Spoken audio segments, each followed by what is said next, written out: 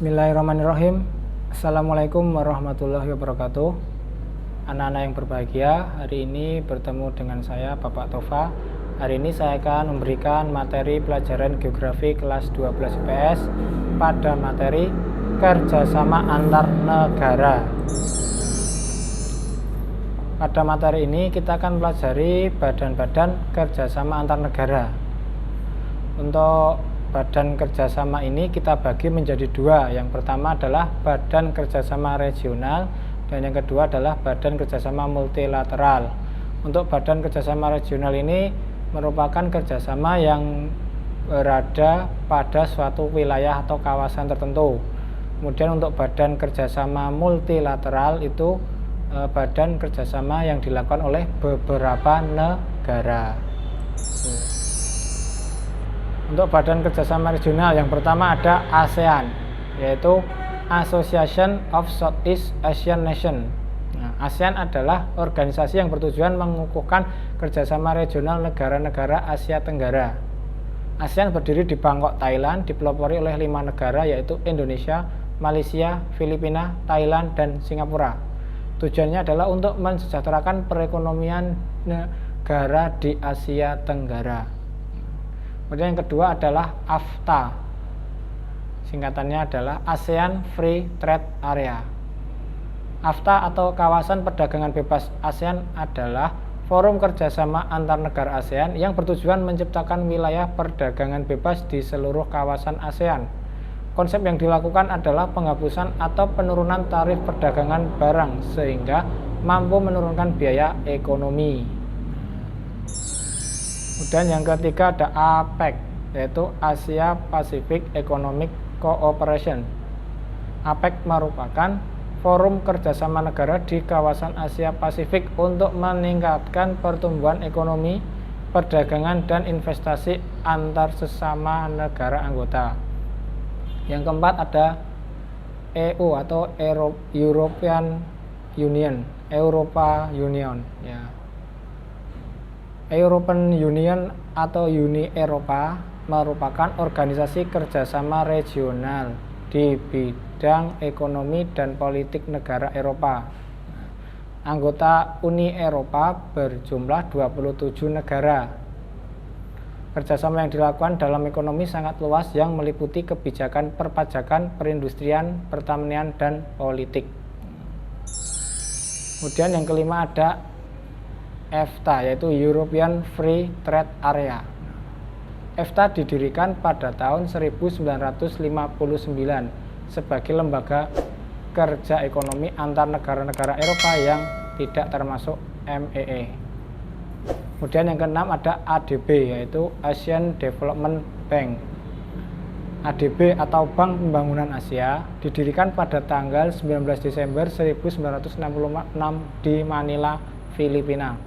Tujuan didirikannya yaitu untuk membantu negara-negara Asia yang sedang membangun dengan cara memberikan pinjaman lunak dengan bunga yang rendah. Selanjutnya itu Badan Kerjasama Multilateral. Yang pertama ada IMF, yaitu International Monetary Fund. IMF yaitu lembaga keuangan internasional yang didirikan untuk menciptakan stabilitas sistem keuangan internasional. Yang kedua adalah IBRD, yaitu International Bank for Reconstruction and Development.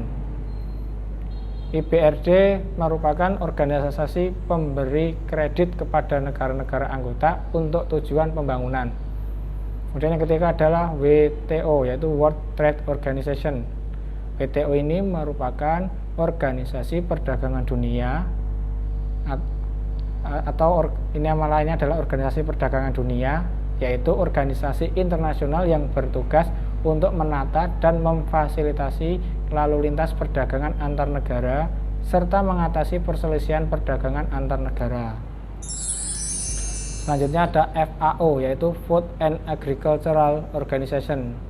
FAO adalah organisasi internasional yang bergerak di bidang pangan dan pertanian. Tujuan didirikan FAO adalah untuk meningkatkan jumlah dan mutu pangan serta menyelenggarakan persediaan bahan makanan dan produksi agraris internasional. Yang kelima ada IFC, yaitu International Finance Corporation. IFC merupakan bagian dari Bank Dunia. IFC bertugas memberikan bantuan modal kepada pengusaha-pengusaha swasta yang dijamin pemerintahannya, serta membantu menyalurkan investasi luar negeri ke negara-negara yang sedang berkembang. Kemudian yang keenam ada ILO, International Labour Organization. ILO atau Organisasi Perburuan Internasional, yaitu organisasi yang bertugas mempromosikan keadilan sosial serta hak-hak para buruh. Selanjutnya yang ketujuh ada UNDP, yaitu United Nations Development Program. UNDP adalah organisasi di bawah PBB yang bertugas memberikan sumbangan untuk membiayai program-program pembangunan terutama bagi negara-negara yang sedang berkembang. Yang kedelapan ada UNIDO, yaitu United Nations Industrial Development Organization. UNIDO merupakan organisasi pembangunan PBB yang bertujuan untuk memajukan perkembangan industri di negara-negara berkembang, yaitu dengan memberikan bantuan teknis, program latihan, penelitian, serta penyediaan informasi. Selanjutnya ada lembaga internasional non-PBB. Yang pertama ada OPEC, Organization of Petroleum Exporting Countries. OPEC ini adalah organisasi negara-negara pengekspor minyak. Organisasi didirikan atas 5 prakarsa negara produsen minyak terbesar di dunia, antara lain yaitu negara Iran, Irak, Kuwait, Arab Saudi, dan Venezuela. Yang kedua ada OECD, yaitu Organization for Economic Cooperation and Development. Organisasi ini adalah organisasi yang bergerak di bidang kerjasama ekonomi dan pembangunan. Tujuannya adalah untuk membentuk kerjasama ekonomi antar negara anggota. Untuk hubungan kerjasama antara negara yang satu dengan yang lain akan menimbulkan dampak positif dan dampak negatif. Nah, berikut ini akan saya sampaikan dampak positif. Yang pertama, adanya bentuk-bentuk kerjasama internasional yang terjalin secara tidak langsung akan membuka kesempatan suatu negara untuk berdiskusi terkait kesalahpahaman yang ada. Yang kedua, dapat memberikan motivasi dan inspirasi untuk negara-negara berkembang. Dan yang ketiga adalah mengurangi konflik antar negara atau antar bangsa sehingga mencegah terjadinya peperangan. Kemudian ada dampak negatif hubungan kerjasama internasional. Dampak negatif yang pertama adalah kemungkinan terjadinya ikut campur satu negara di negara lain yang dapat mengurangi kesalahpahaman. Yang kedua, adanya sikap saling terbuka yang dapat berisiko tercurinya atau bocornya informasi-informasi penting pada suatu negara. Yang ketiga, adanya pengisahan budaya lama akibat masuknya budaya baru sehingga menggeser budaya-budaya yang sudah melekat pada suatu bangsa. Yang ketiga, adanya ketergantungan antara satu negara dengan negara yang lain. Kemudian saya lanjutkan terkait dengan pasar bebas. Nah, pasar bebas yaitu suatu sistem ekonomi di mana seluruh kegiatan ekonomi mulai dari produksi, distribusi, dan konsumsi diserahkan sepenuhnya kepada mekanisme pasar. Wujud pasar bebas yang dihadapi Indonesia contohnya ada masyarakat ekonomi ASEAN, ada ASEAN Free Trade Area, ada Asia Pacific Economic Corporation, dan ada ASEAN China Free Trade Area.